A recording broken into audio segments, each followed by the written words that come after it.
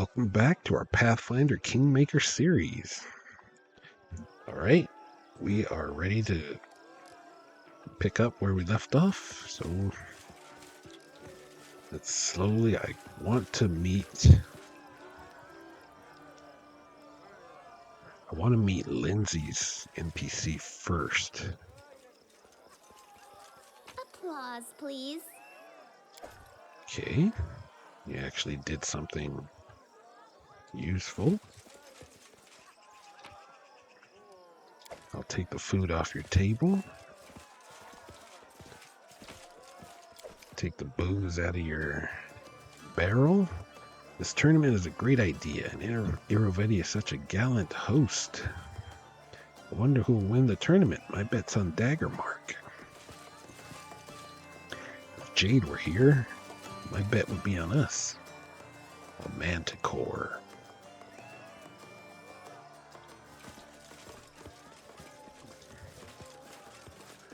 Bookmaker. The path is clear. Oh. Alana. Okay.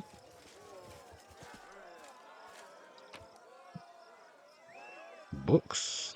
The quest electric utility item. Owner of this book reads one new chapter every time on rest, granting a benefit until the next rest, depending on which companion the chapter described. Chapter selected randomly. The chapter about Shelburne grants an ability to use Fireball 3 times. This day, the chapter about Lord Josiah Door grants a +5 competence bonus to persuasion and use a magic device. The chapter about Skirple allows the owner to deal 1 additional damage on each sneak attack damage die. That's not bad. Wolfgang Hypton, +10 competence bonus on stealth checks. Ristolf Brolston, to make the target rage as a barbarian. Kenneth Howanan grants an ability to use lightning bolt 3 times. Magical book, that's not bad.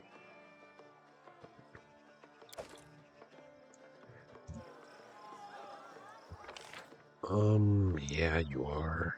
Stefano Moscani. Let's see what you're on about. An elf in leather armor scans the crowd intently. He seems to be the only one at the celebration not participating. He's also the only one besides the guards whose weapon isn't sealed. Your Highness, welcome to Patex. Irse Kalisi, captain of the city guard, at your service. You don't seem to be enjoying the celebration. This celebration is for you. For the city guard, it's just another work day. And right now, our work is preventing disruption of the festivities. I thought Patex was a city without laws. Where do the guards come from? Even pirates and smugglers have laws of a kind, and they need someone to keep their order. The city guard was created by the trading houses not long after the city was founded. We're paid by the citizens. Not all of them like us, but they all understand things are better with us than without us. Irovetti seems to have a tight grip on his power over the city. Oh, yes. The trading houses hate him, of course, but, well, first and foremost, he has hostages. Second, each of the families is afraid to act alone, but they're all incapable of acting together. Gaspir Liacenza tried to unite them, but to no avail. And it's probably for the best, frankly. The last thing we need is combat in the streets. Irovetti can be blamed for many things, but at least he took power quickly and without carnage. Now, Irovetti's enemies have nothing to do but sit around like High Priest Dre Yarnis. praying for Calistria to send her giant holy wasp down to take him away. Who might you recommend I meet here? That depends on the purpose of your visit. If you're here on business, well, you already know King Aravetti, of course, but it would be worth your time to speak with Gaspir Liacenza, too. The trading houses may have lost much of their former power, but they're still capable of many things.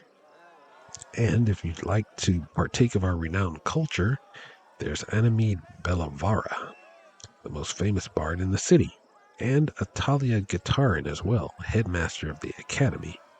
Just take care, they can't stand one another. All right, farewell. Be careful.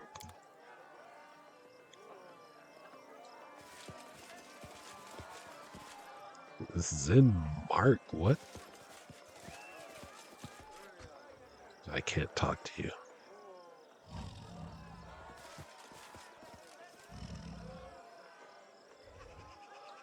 There's Luke's up here, Gralton Guest.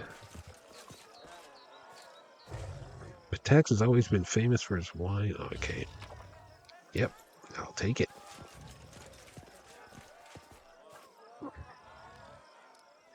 Can I walk back here? I can. I see something. Lindsay. Sky Metal Cogwheel. Dagger Mark Guests. Owlbears and cages. Guest. Mysteriado.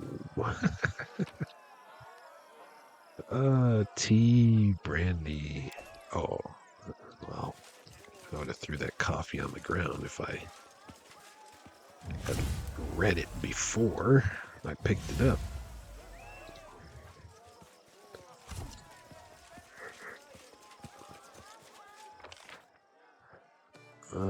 Okay, Stefano. Did I talk to Stefano? I don't think I did. Let us be careful. There's Stefano.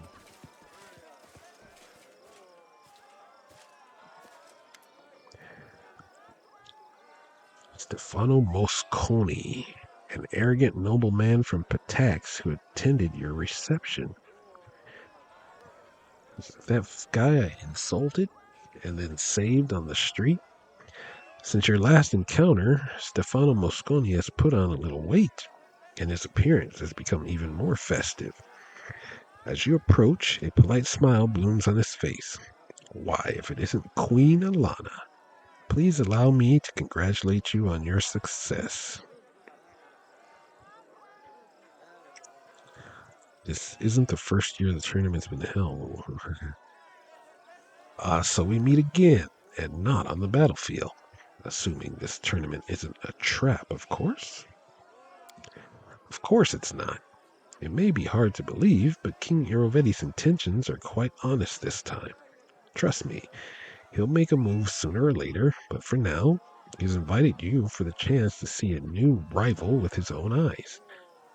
I'll let you in on a little secret. He actually thinks very highly of you.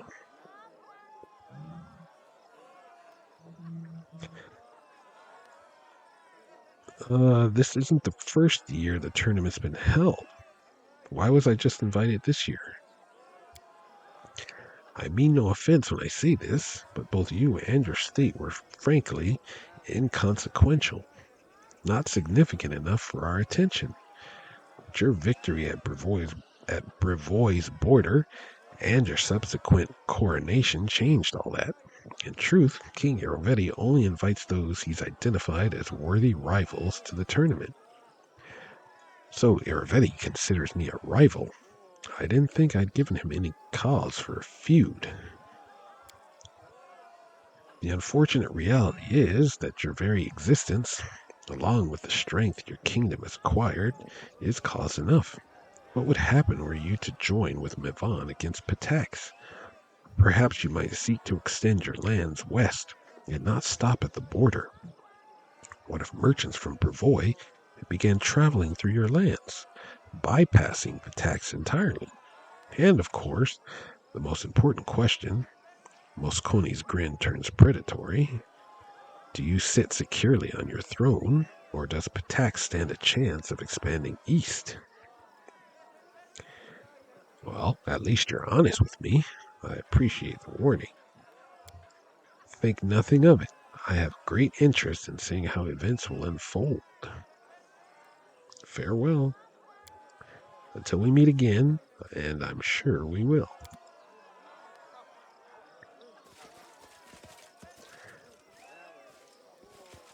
Yep. Nunzio. I don't want to talk to you just yet.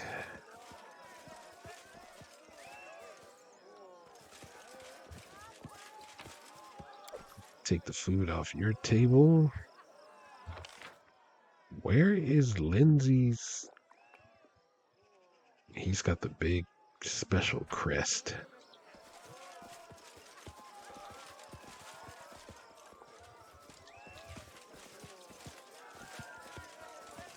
There's Dre Arnis. Ooh, that's a lot of good stuff. Well, not a lot, just 2 pieces. Oh, no face at the celebration. I'm pleased to meet you. Dre Yarnis, High Priest of Calistria, at your disposal.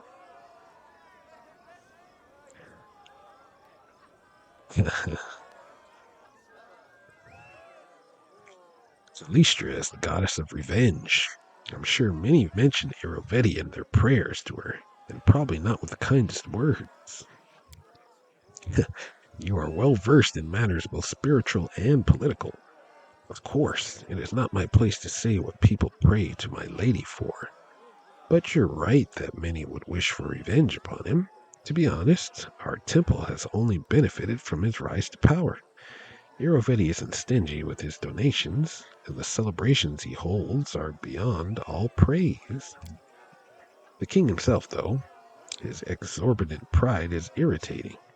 Calistria dislikes those who would place themselves above the gods. I wouldn't be surprised if she teaches him a lesson sooner or later. That I could deal with, though. There's something else that I find harder and harder to tolerate. You see, the goddess patronizes bodily love, but only that given voluntarily. It is sometimes difficult for me to protect our young priests and priestesses from his unsolicited attentions. I fear to imagine how hard it must be for our beautiful Anamide, or what Atalia Gitarin must deal with. The king is said to often mistake the academy for his personal harem. A famous Pataxian bard who has visited your lands in the past. Do many Pataxians worship Calistria? Of course. She's been the patron goddess of Patax since its founding. The goddess likes our joyful town, and its citizens love her in return. If ever you visit Patax, you would surely enjoy the proud spikes of her cathedral. It is the most beautiful building in the city. I've heard you're not exactly happy with Iroveti's reign. The priest looks away. Oh no, I've no issue with his reign. He's a generous donor, and the celebrations he hosts are beyond praise. The king himself, though, his exorbitant pride is irritating. Oh, well, he just said that. Who might you recommend I meet here? There are many prominent people here as usual. My first recommendation would be Maestro Anamide. Many would give their lives to exchange words with her. She's Patax's best singer and the finest of its women. Farewell. May the grace of the goddess always be with you. Okay. There's Anamide.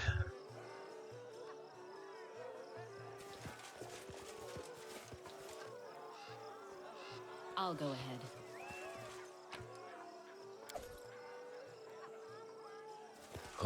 Should I talk to Animede first, or should I find...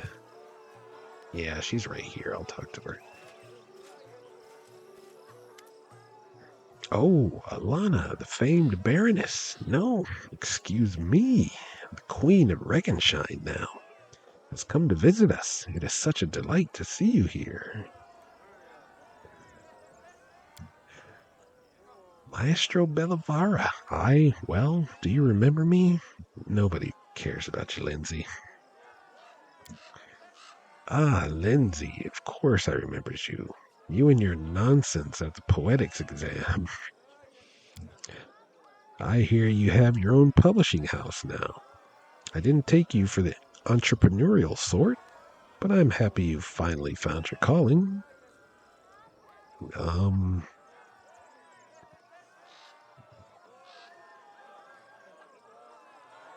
Tell me, are the songs you composed for Iravetti as bold as the ones you sang at my capital?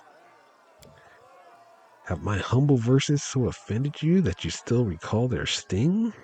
Please, your highness, it doesn't behoove a person of your standing to take umbrage against a petty bard. Don't you know the old proverb? The tunes are chosen by the one who pays the piper. Well, tell me about yourself.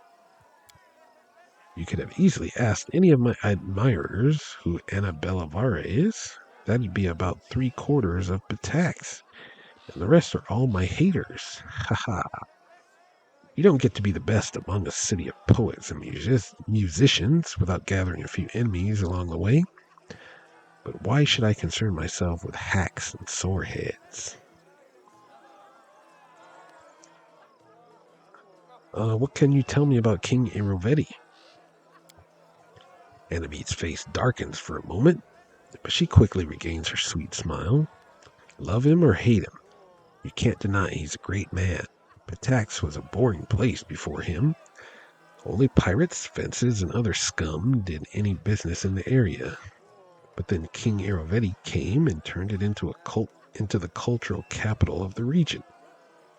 With him in charge, the arts have flourished, and the city's been filled with songs, paintings, and statues. I just pray that Calistria breathes the same love of the arts into the withered hearts of some of the other rulers in the region, who prefer to squander their resources on saber rattling. Some may say that King Irovetti doesn't have a taste for arts. Any successful person gets haters spreading dirty rumors about them. You should hear the things they say about me. Ha ha. Pay it no mind. Our king is a man of exquisite taste, with appreciation for all kinds of art. Does the king have any enemies? Of course he has enemies. Lots of them. Just like anyone who's actually accomplished anything in life. Take some of the old trade houses, for example. The Atienza and some others whom he stripped of their power. They'd love to see him at the bottom of the river. Even now, in their mutual sorry states, they can't manage to work together. There's also Irse Kalissi, captain of the guard. He was just seething with indignation when the king brought new rules to the city. But who wants to listen to the whining of failures like them? Irovetti brought a golden age on the tax. I've heard King Irovetti can be too persistent in his flirtations. Animede purses her lips for a moment, then replies slowly, choosing her words carefully. I'd prefer not to discuss the private life of His Highness with strangers, much less my own. The details of any interactions between us will remain just that, between us. Let's please discuss another topic. Tell me about the Rushlight tournament. Our beloved king has run this tournament once in several years since he took the throne. Guests from all over the river kingdoms come for it, from Daggermark to Mivon. It's a pity Brevoid didn't honor us with any representatives this year. I guess the Aldori aren't in a very festive mood right now. On the bright side, we get to host you for the first time, and Calistria willing, it won't be the last. Who might you recommend I meet here? That depends on what you're looking for. If you're in the mood for pleasant company, well, you've already met me. And if you're in the mood for some schadenfreude, you could listen to the whining of Gaspir Liacenza. His family lost the Pataxian crown in a card game.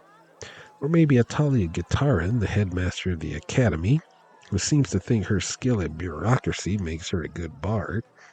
And if thrills are what you're after, especially the shiver down your spine kind, try speaking with Karn Viril, head of the Thieves Guild. Well, farewell. Enjoy the celebration.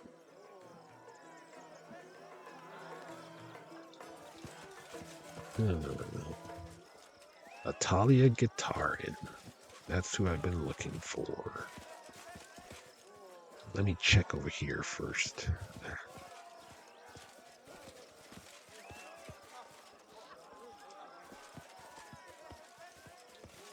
The path is clear. And there's my loots. Applause, please. Scroll of Chain Lightning. Scroll of Fiery Body.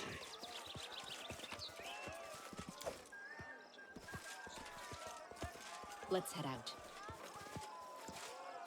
Okay, what is Fiery Body? Fiery Body. It's a level 9 spell. The spell transforms your body into living flame. You and your equipment are immune to fire damage. In fact, every time you would normally take damage from fire, you are instead healed of damage at a rate of 1 point per 3 points of damage the fire attack would have normally inflicted. You are immune to blindness, critical hits, ability score damage, disease, electricity, poison, and stunning. You have acid resistance 30. You take 150% as much damage from cold as normal. You have a +6 enhancement bonus to your dex. Unarmed attacks deal an additional 3d6 points of fire damage. And you're considered armed when making unarmed attacks. Fire spells you cast have their DCs increased by +1. Level 9 transmutation spell. That sounds like it's for a melee person, but is a freaking mage spell. Where'd it go? Here it is. Copy the spell book. Finally getting like high level spells as loot instead of constant level 1 and level 2. Let me F5 this. So far, I seem to be doing all right. Tread lightly. Just a little bit of map whoring here. Don't mind me.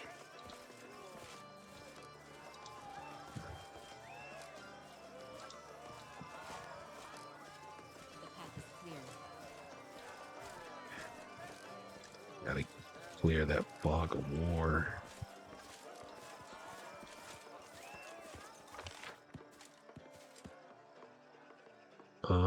Let's head back up here and talk to Lindsay's quest NPC.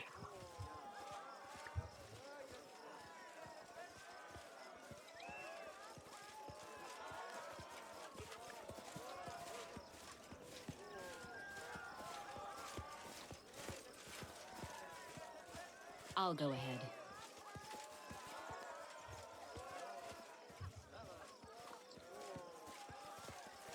Okay. There was some stuff up here, but I'll get to that eventually. Figure she's the last NPC. Greetings, Your Highness. I'm Atalia Gitarin, headmaster of the Academy of Grand Arts. Welcome to the tournament. Is this your first time here?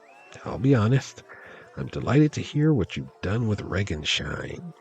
Not so long ago, it was little more than a hole in the ground, but you brought it real civilization. Bravo. Um, how fares the academy? Oh, just splendid. If you ever find time to visit Patax, I'd gladly give you a tour. We're currently holding an exhibition of our graduates' works, though it's a pity that. No, it's fine. Believe me, we have plenty worth coming to see and hear. I get the impression that something's upsetting you. It doesn't show me the check. Oh, no, please don't worry. I'm just disappointed that one of our best students, Trebriscent of Cordelon, couldn't be here today.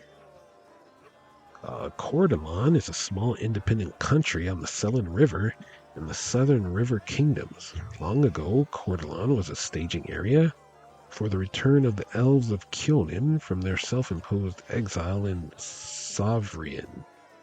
Some of them stayed behind and eventually began intermarrying with the local human population. Although the large majority of the people living in Cordelon now can be considered human, strong elven traits and features can be seen in most of them. The locals distrust outsiders, but welcome elves. He could be singing in any capital, but the king chose to send him to some backcountry village called Littletown. Of course, His Highness would never squander talent, so I'm sure we'll hear from Tribicent again. But still, I do worry. I hear you're not exactly thrilled by Irovetti's power. Forgive me, Your Highness, but this is defamation. My students and I owe everything we have to King Irovetti. If not for him, the Academy of Grand Arts wouldn't even exist. It would be base ingratitude on my part to engage in any conspiracy against our patron. You must have me confused with Anamid Bellavara. She's certainly always ready to bite the hand that feeds or caresses. Who might you recommend I meet here? There are many respectable attendees today. You already know King Aravetti, of course. You should be sure to speak with High Priest Dre Yarnis as well. He's truly a wise and honorable man. And if I may give you one piece of advice, beware of Karn Viril. He may be business partners with King Aravetti himself, but those who deal with him usually find themselves in a bad way. Since he showed up in the city, our dear captain of the guard, Irsay Kalis,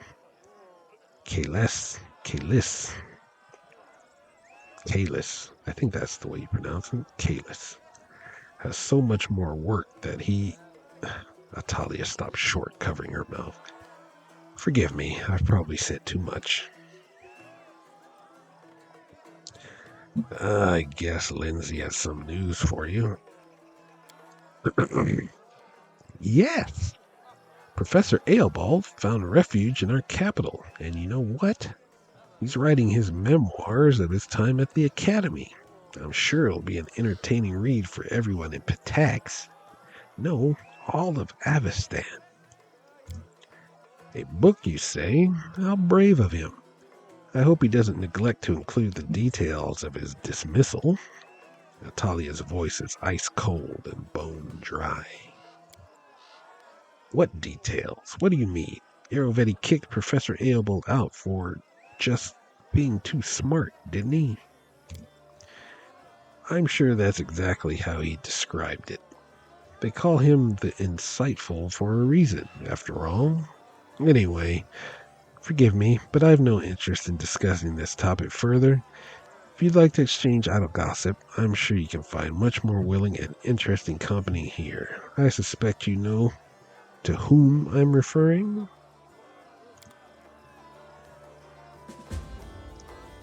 Lindsay's attempt to get back at somebody failed spectacularly.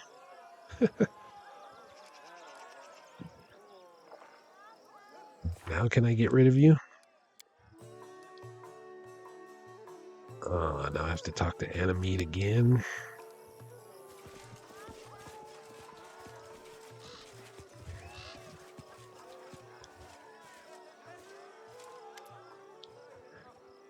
All right. I am forced to bring Lindsay to ask you a question. Oh, I just hope it isn't about any of the lectures I used to give you at the academy. Go ahead, ask away. Ganymede smiles encouragingly at Lindsay. Lindsay turns bright red, takes a deep breath, and blurts out, "Sorry, but I really need to know the truth. Why did Irovetti kick Professor Eobol out of the academy?" "Oh, yes, he did move to your kingdom, didn't he? I'm curious how he portrayed his dismissal. I'd bet it was something like a poem in 6 verses recounting the tale of a tyrant ousting a poor but honest scientist for telling the truth. The reality is much more mundane. Irovetti didn't fire Eobald. Natalia did, and I have to give it to her. This time, unlike most times, she was completely right." "That can't be." "Why did Atalia expel Eobald?" "Well, Eobald is a very fine teacher, of course, but he pays too much attention to how his favorite students perform in class, and not enough to their extracurricular activities. Why worry if they steal a trinket here or there, or maybe rough someone up on occasion, so long as their poetry and music are exemplary?" Predictably, this led to a sad end. What was supposed to be just another innocent joke for one of his favorites, Alandi, led to someone's death. It was an accident, certainly. The kids just underestimated their own strength. Tali expelled a lot of them, and as always, Eobald went to stand up for them.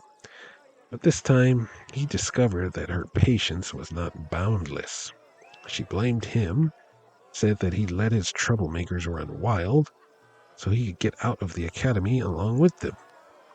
She told him she won't tolerate any more bullying, even if it's coming from genius students. I understand it's odd to hear "won't tolerate" from Atalia Gitarin, but that's what really happened. Pale, Lindsay looks at Animede with huge eyes, unable to utter a word. If Irovetti didn't banish Eopold, then why did he send those cutthroats after him? He'd planned to return the old man to Patax and make Atalia reinstate him into the academy. Or, failing that, he at least wanted to keep him from going to you. Eobald the Insightful is a prominent name. Of course, Irovetti would want the teacher serving him rather than his neighbors. Why would Atalia hide the circumstances around Eobald's dismissal? She doesn't like to discuss the Academy's internal affairs. Behind that neat facade, there are too many events she's looked the other way on over the years, all in good faith, of course. Thank you for telling us the truth. I'm not sure you should be thanking me. I see poor Lindsay's not too happy with this truth. Hey, come on, girl, cheer up. Being disappointed by people is practically a professional necessity for people like us. Whatever I may have said before, you're not a bad bard. And that means sometimes you have to face the music. I have to thank you. Right? Farewell. Enjoy the celebration. I can't believe it. Teacher lied to me all this time. I'm going to learn the truth as soon as we get back to the capital. All right. Jesus. I wonder. Will the game let me go and remove Lindsay? I'm going to try it. Let us be careful.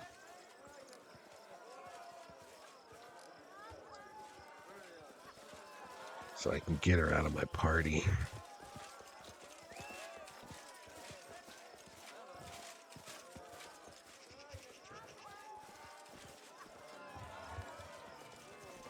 Luckily, I got some teleports.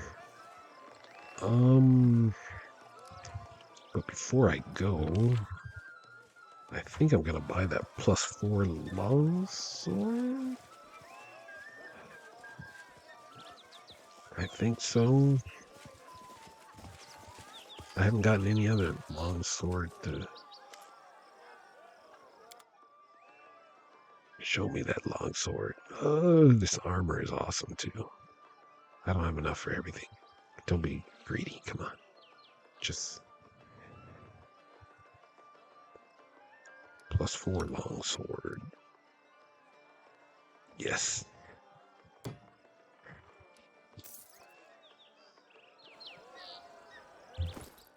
Ah, yeah, that missing out on that +2 longsword a long time ago really.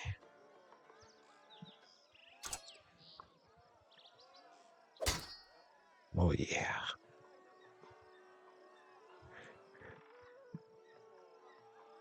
Yep. An extra +1 is always good.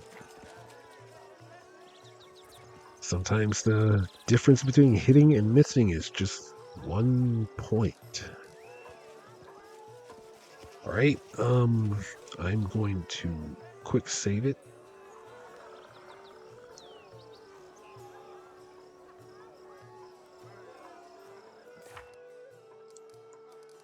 And if this screws up because I went back to do to get Lindsay out of my party, I will reload it. But hopefully that won't happen.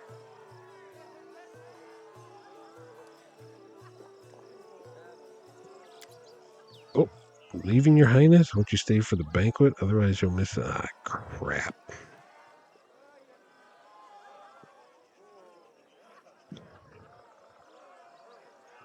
All right, it's too early to leave. God dang it. I hate being forced to bring companions on important things like this.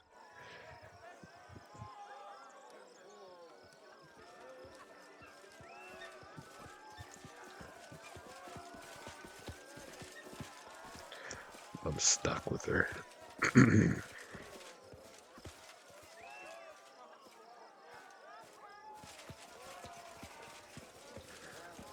All right, let's go talk to Nunzio. Actually, no. There was Let's head out. An area I wanted to check out over here.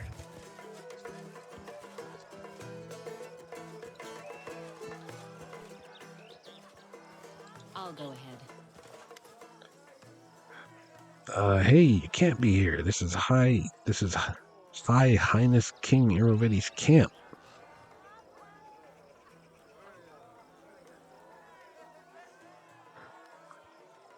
All right.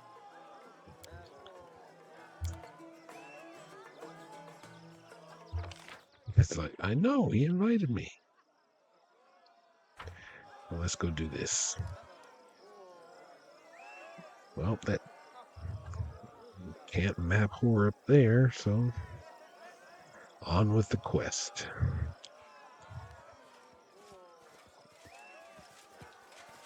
The path is clear. Yeah, now I'm certain that this place is going away after I finish this part of the quest. Should I buy one of those pieces of armor? Oh, man. That would take everything. I can't.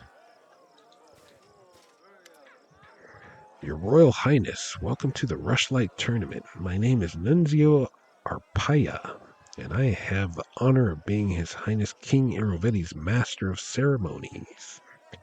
You could say the organization of this tournament rests on my shoulders. If you need anything, I'm at your disposal.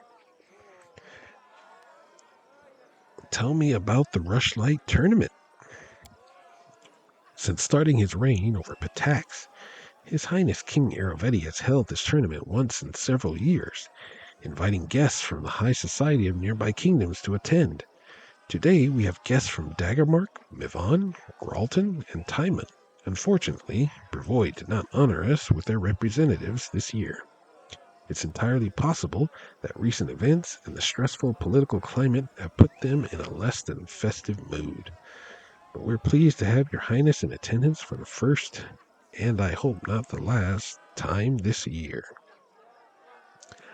What events are on the schedule?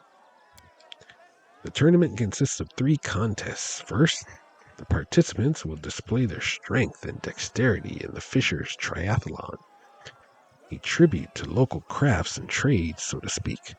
Then we'll be measuring competitors' wits in the boasting contest. There's a reason we're the cultural capital of the region, after all. And finally, the evening will wrap up with some mock combat in the drunken melee. Then His Majesty will announce the winner of the tournament, and we'll all enjoy a festive banquet followed by a splendid fireworks show. And what about flighting? I'm good at that. Be quiet, Lindsay. I'm ready to participate in the Fisher's Triathlon. Let's begin.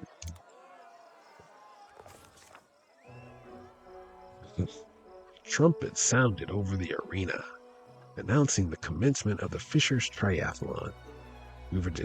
We were to distinguish ourselves in 3 sports, if you could call them such. You be the judge, dear reader. The first round was fish carrying, if you can believe it. They built narrow bridges over pits of mud and placed barrels on either end, one side filled with fish and the other side empty. The goal was to get all the fish from one side to the other, barehanded, without falling into the mud. And I'm sure this is just what you imagine for a royal tournament. Throwing fish at your opponents was prohibited. But there was one unofficial but well understood rule in this tournament. Don't get caught. We had to decide which of us would participate, as well as how fair we wanted to play. Man.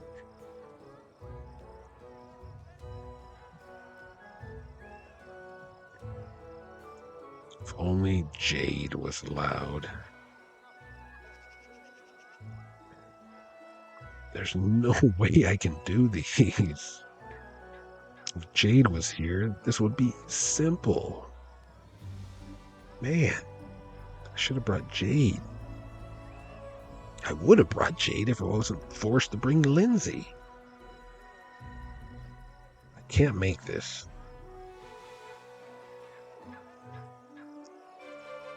I can only make this if I roll a 20 or a 19.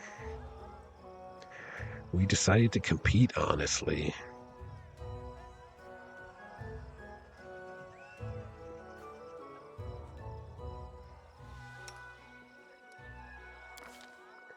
Failed the athletics check.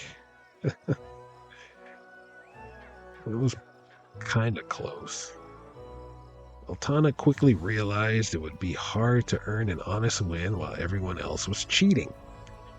She hadn't even managed to move half of the fish before someone slyly tossed a fish beneath her feet. Altana slipped and fell into the mud. We lost the round, but the competition wasn't over. The second round was untying knots. Competitors would be tied up on poles resembling ship masts, and they had to escape the ropes. We once again had to make a choice.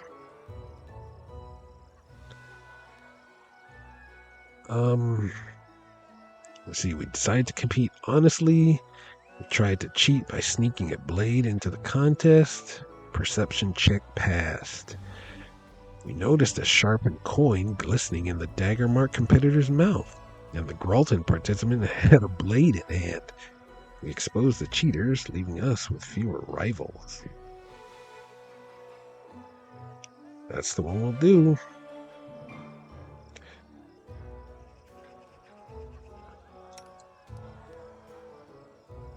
I'll have Alana do it. Roll a 6. The judges escorted the cheaters out of the arena, the crowd laughing and whistling all the while. With a third of the competition gone, Alana easily outpaced the others, untangling the ropes and making her way to the judges while the others still wriggled in their bonds like flies in a spider web. So we won one round at least. The third would be crucial. The last round of the tournament was diving for river pearls. Huge tubs were filled with mussels and river water, and some empty jars had been placed on sets of scales. We'd have to open the mussels with our bare hands, gather the pearls, and deposit them in our team's jar. Of course, if playing fair wasn't a priority, we could try weighing down the jar with other things as well. Man. Trickery. We tried to cheat by slipping some pebbles into our jar. We tried to cheat extensively and get all of our rivals disqualified. I bet Jade could have did that. There's no way. Right? We tried to cheat by slipping some pebbles into our jar. Trickery 35.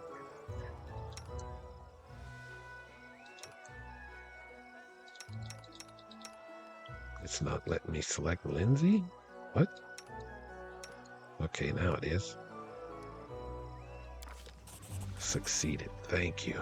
Oh my god. Lindsay bravely dove into the muddy water and started opening shells, breaking her nails in the process. She put fistfuls of pearls into her jar as fast as she could, slipping in an occasional pebble, pinch of sand, or dollop of mud when possible. Once time was up, her jar was the heaviest, a victory for us. Soon we stood on the pedestal as the judges awarded our team the victory. We were wet, muddy, and smelled of fish, but we grinned with joy all the same.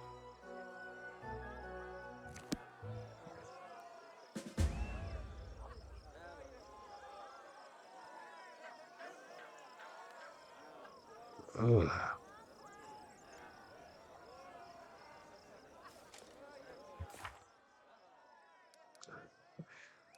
Participate in the second contest of the tournament. The tournament continues with a boasting contest.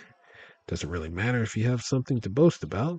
The main goal is to make your story sound super exciting, so the crowd wants to hear your tales over everyone else's. All right.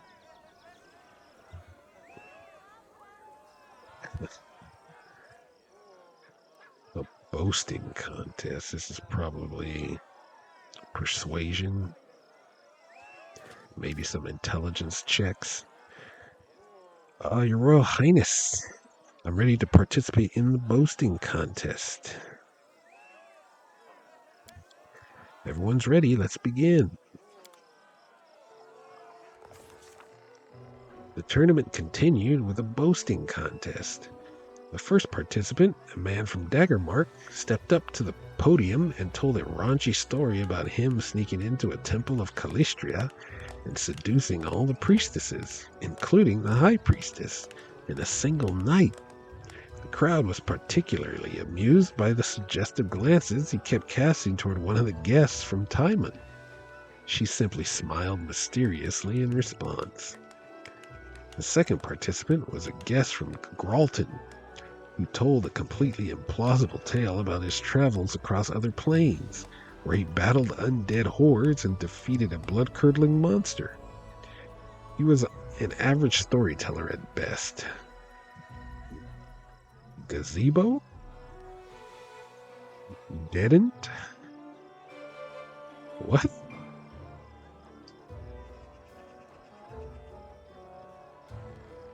Sexy shoeless god of war? He was okay. He'd be lucky to get a C for that story at the Academy, but the listeners were inexplicably elated. Suspicious, we took a closer look at the crowd and, of course, we spotted a bard using some tricks of the trade and likely a little magic to aid the Gralton man's performance.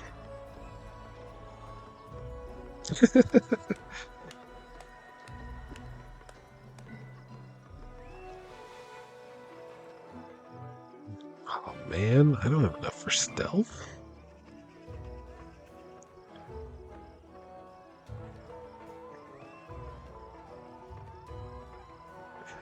Okay, we quietly warned the bard that we would shut him up if he kept interfering. Man, I wish Jade was here.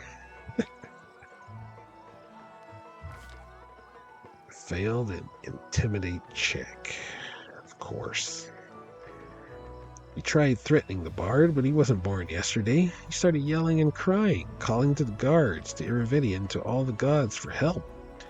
While we were managing that, the participant from Gralton finished his lying without interruption and stepped down from the podium to undeserved applause, and we were disqualified for trying to interfere with an opponent's performance. The indignity of it all. Well, that sucks. All because I had freaking Lindsay here.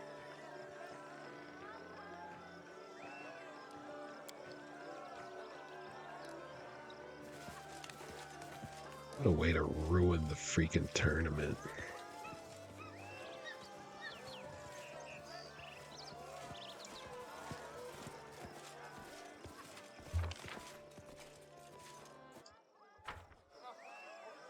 I thought I was going the right way. This sucks having her here. I know, I keep complaining, but still, I just really hate having to be forced to use stupid companion.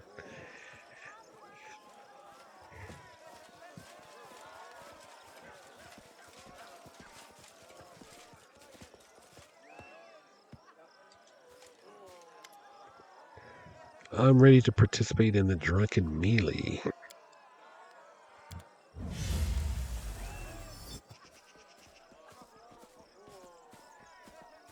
Watch each other.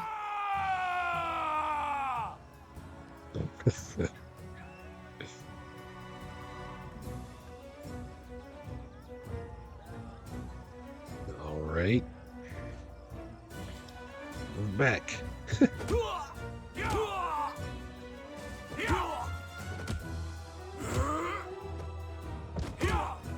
A solid plan. Man, a monk would be unstoppable in this.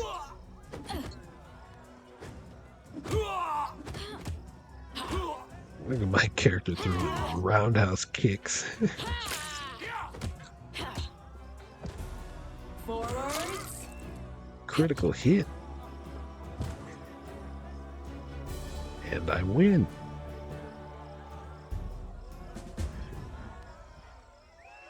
Learn the results of the tournament. Cool. I'm just a fist-throwing demon of death. The contests draw to a close as evening falls. We only have to wait until King Irivetti declares the winner. Then it's time for the banquet. Let me talk to this guy.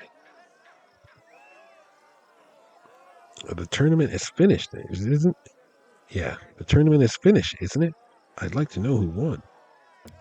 Yes, His Highness is about to make his speech announcing the winner. Look, everyone's gathering around now.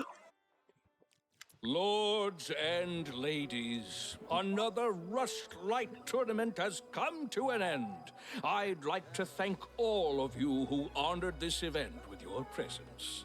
My friends, I'm happy to see all of you, but I'd like to give a special welcome to one guest who found themselves invited here for the first time. Today we had the Baroness, no, excuse me, it's Queen now, isn't it? Of a majority of what was once the stolen lands. Thank you for coming, my darling. I can call you that, right? No. I thank you with all my heart. I first learned of her from my friend Stefano Mosconi. To be honest, his report was less than flattering. Impassable swamps, monsters galloping about, and a complete absence of any valuable resources. Nothing more than a dirty hole ruled by another bandit lord, hardly worthy of your attention. That's what he wrote back then. I'm so happy he was wrong. Truth be told, even now traveling that domain is a less than pleasurable experience. Some roads have appeared, but their safety leaves much to be desired. Take the sad story of the poor Toman Henvaki from Gralton. He set off to those lands and hasn't been seen since. His brother Edrist went to find the poor fellow, and what happened? The Baroness found the body in the blink of an eye, almost as though it was stored in her cellar.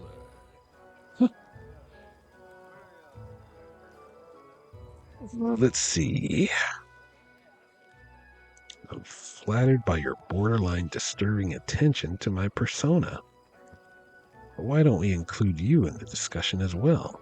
For example, I heard an amusing story from some students from your academy.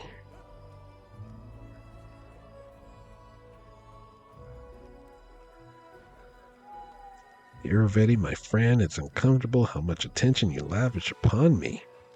How about your kingdom? How many bodies are found in Pitax's harbors each year?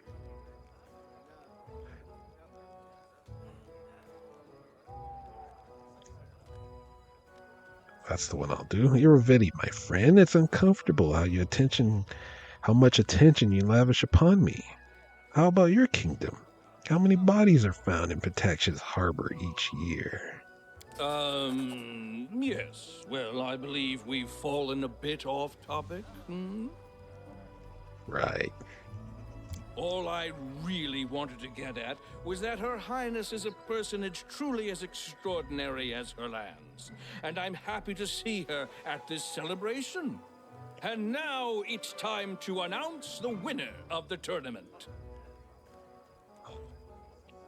The roll is gone. I wanted to see what she rolled. This year, no one managed to win all 3 contests. Since the victories all belong to our neighbors here and Pitax, as the chief judge, I'll be rewarding the prize to Pitax for their grace and skill.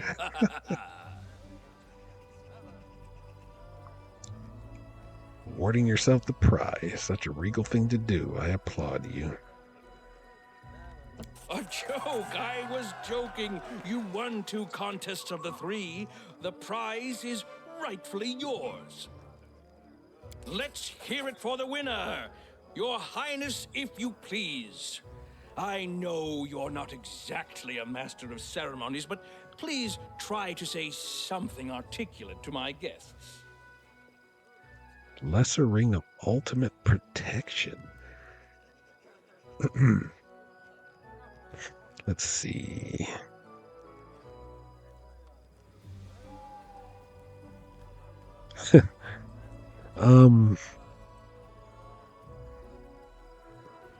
Attending this tournament was a great honor and a treat. I'd like to thank you all for an unforgettable day.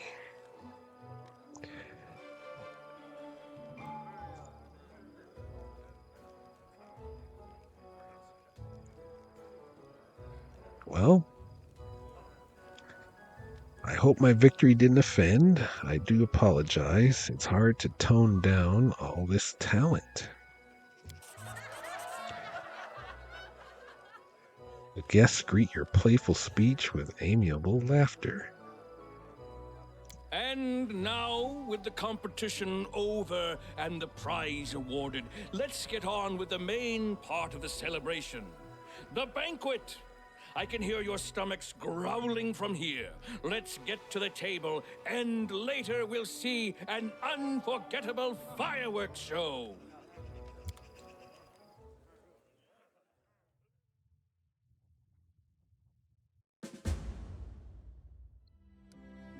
I could have won all 3.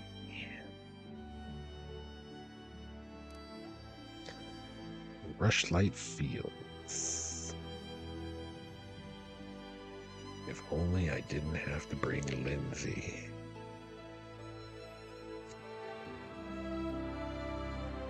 Quick saved it. Now I'm curious. Location is not available. I knew it. All right. Let's head back.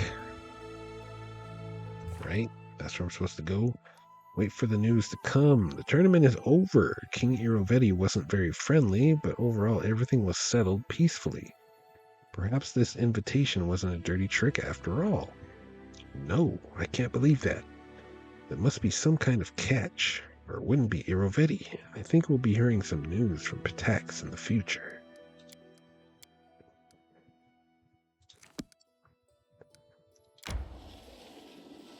All right.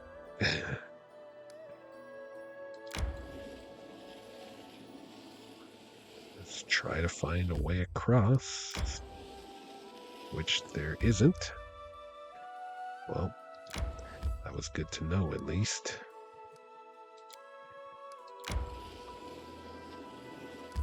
I feel tired. Yeah, but I'm gonna push on because I don't want Lindsay in my party. A rest is in order.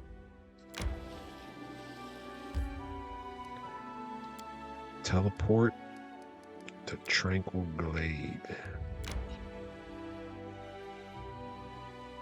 And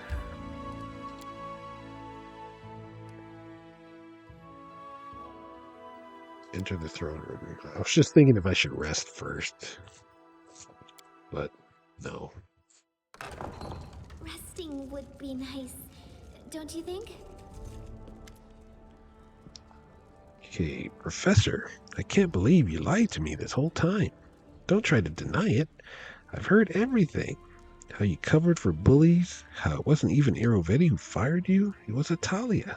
How could you? Lindsay, please calm down. I didn't deceive you. You never even asked about the circumstances of my dismissal, remember? It's a sensitive subject. You may not have been a good enough student to be one of your favorites, like Alandi, but I do remember the basics, like the 7 types of lies. And I definitely remember your lecture on lies of omission. You wanted me to write a book about all the atrocities going on within the walls of the academy, and you left out a pretty big one. You never told me a student died because of you. What other sensitive subjects have you been avoiding? Lindsay, I beg you, please let me explain.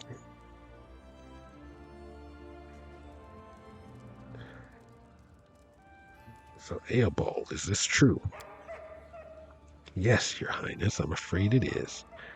As I devoted all my attention to developing the talent of my students, I fear I neglected their moral development, and this led to tragic results. But with all due respect to Headmaster Gitarin, I don't believe in incorrigible villainy, especially not at such a young age. Shellen teaches us not to renounce those who stumble, but to give them a chance to reform. I traveled to your lands in the hopes of a new beginning, for my student and for myself. How much of what you and Lindsay wrote about the Academy is actually true? There is no direct lie. I admit that, in some cases, I may have concealed or misrepresented some details to protect the innocent. But believe me, it was with noble intentions. Irovetti's atrocities are no secret to anyone, and this book may well bring about the fall of a tyrant, but I cannot allow the Academy to perish alongside Irovetti. There are too many innocents, wonderful artists, poets, and composers, who've been tainted by Irovetti's crimes against their will. They stand to lose everything if we publish the truth in its entirety. So, to put things simply, the book is full of lies, isn't it? Your innocent colleagues all pandered to Irovetti, and you want to shift all the blame onto him alone so they all come out clean. What I want is to protect the little good that King Irovetti brought into this world. The Academy is more than just wrongdoings and bullying. It's made up of many brilliant artists who have the potential to change the world for the better. Should we freely trample flowers just for happening to grow out of a muck heap? Lindsay, what do you think? I don't know. Teacher, you told me so many times that the world isn't made of things. It's made of stories. And we ourselves are made of the stories we tell and believe. But shouldn't those stories also be true? You said that people are essentially animals who love stories. Did you really mean that people are just lying beasts? Well, what is the truth then? A precise statement of past events. We're not news hawks, we're historians, bound to precision for the sake of precision. A bard must take into consideration how her story will affect her audience. Truth and fiction are our materials. They're as valuable to us as rough marble to a sculptor. The same story used to evoke anger, envy, or fear can be turned to inspire bravery, love, and hope. Both versions told in full truth. The events at the base of the story aren't what's important. What's important is the lesson your listeners take from it. Lindsay turns to you, baffled. I don't know what to do. I want to burn the manuscript, start over, and write the whole dirty truth about the Academy. But maybe teacher is right. That would be a horrible mistake. Maybe saving the good the Academy brings is more important than punishing everyone who's guilty.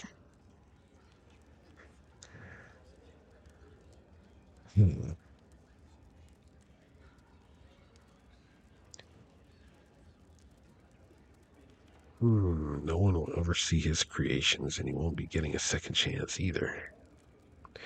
So many beautiful words, but it all boils down to this. Eobald, you're trying to protect the guilty from being punished.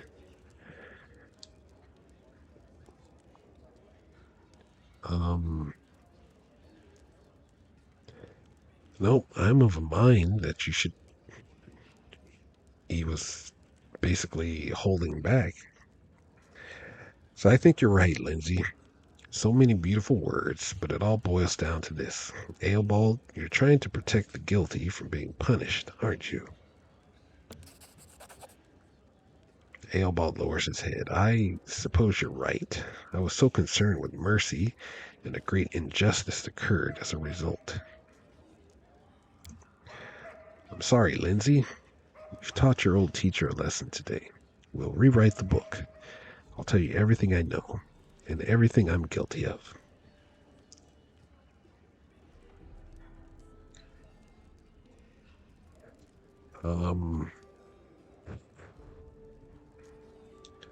I hope the new manuscript will take less poetic license, Eobald. I don't want to be disappointed again. I swear by Shellen's name, I'll conceal nothing. Truth must see the light, and I'll ensure it does. If the truth about the Academy destroys it, then there wasn't really anything there to save. Let's go, teacher. We have work to do.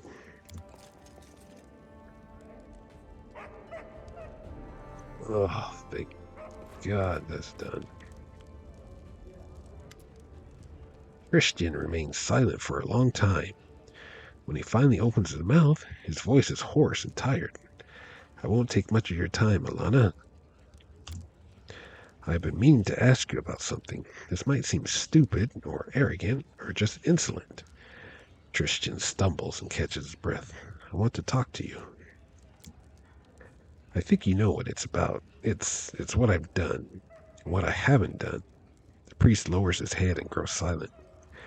Let's speak in private, far from curious ears. I will be at the viewing point in the palace garden. Please come as soon as you can. We have a viewing point? Sherelle. Greetings, Your Highness. I brought you something. A natural robe. Thank you. Yep.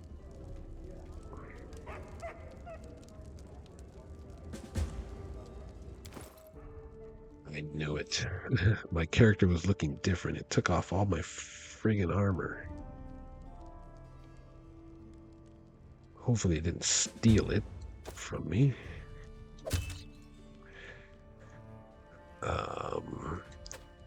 Gotta put my crown back on.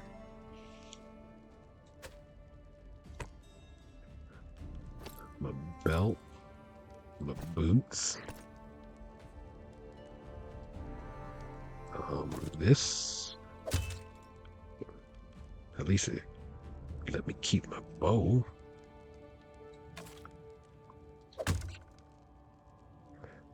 Ring of protection. Cloak of resistance. Flaming bow. Okay.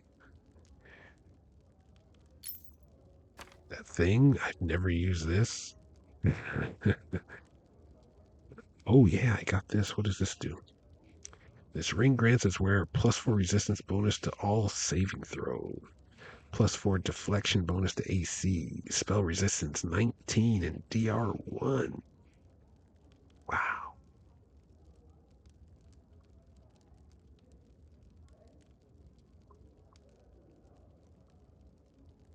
Nice.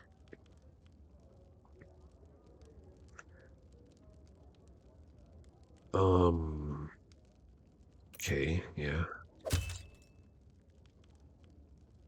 Natural armor +3. Unnatural robe. +2 will. This robe grants its wearer +2 resistance bonus on will saving throws, negative energy resistance 10, and the ability to cast Phantasmal Killer.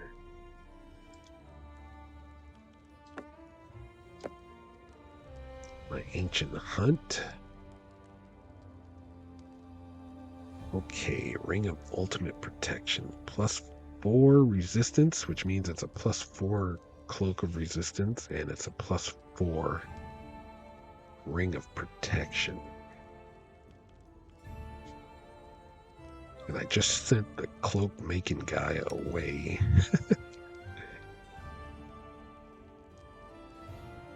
Deflection bonus.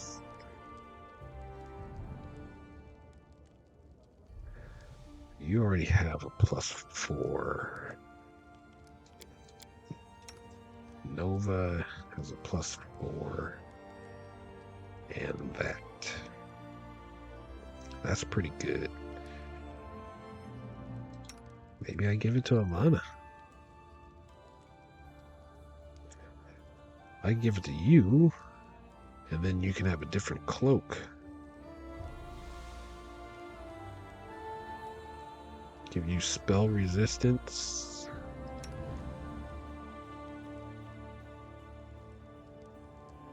Oh, you have a similar one.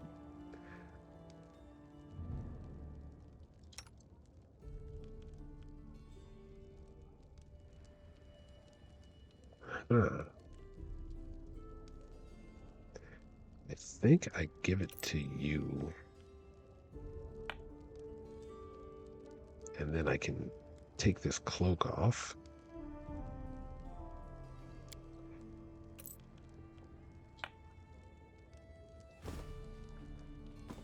Okay, yeah, it changes the saving throws.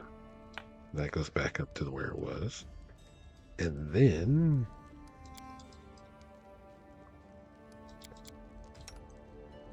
you got that. Then I give Alana this cloak. Ring of protection +3. Lindsay's in the way. You don't need it because you have this.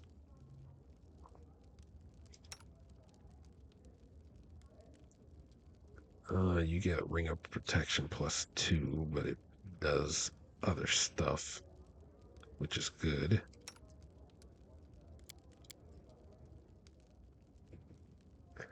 +1 on attack rolls. That's why you're using that. That's better ring of protection.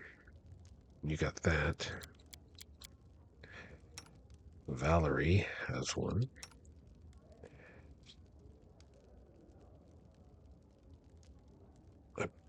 Well, let's check Amiri. What does Amiri have? Where is Amiri? Oh, there she is. Alright, I'll give it to a Miri. I'm sure I'll be forced to use her again. Cloak of Resistance +3.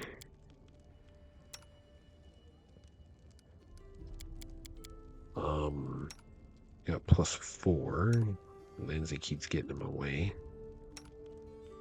+4. You have a special cloak. That's a +4. And you have a special cloak. That's a +2. And I get you a different cloak. +3. +2. +2. +2. +2. +2. +2. +2. You have a special cloak. So +1. Actually, I'd rather you have that. Cold resistance. You can have that.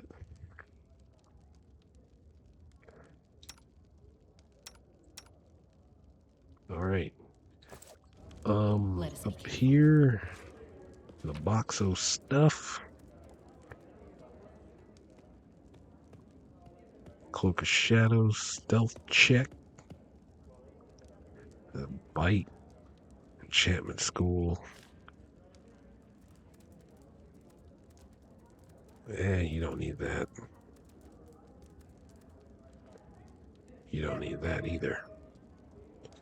So I'll take that and give you this Cloak of Shadows again.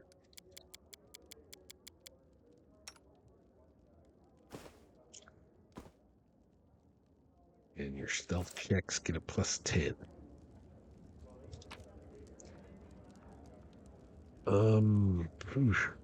Got a lot of stuff to sell. Let's sell that. Let's sell that. Probably sell that too. Look at all that stuff.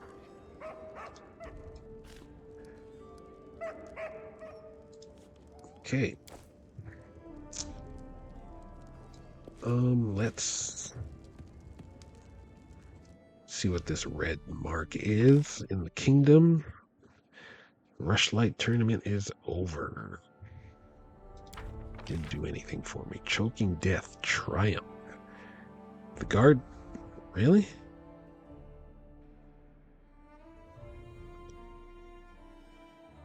How the heck did you get a 52? Oh. I think I used a bunch of stuff on you.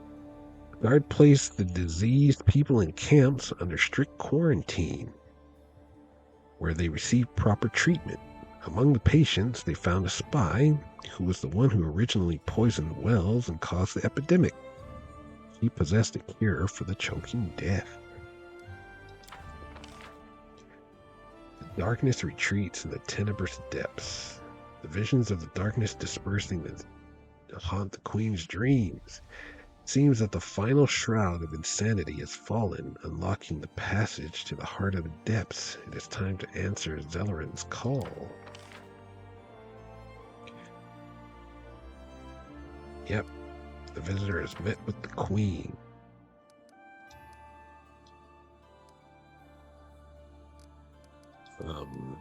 Okay.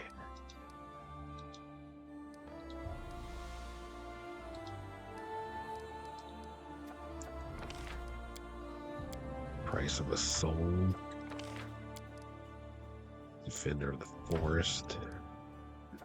9 days. I feel tired. I know you do.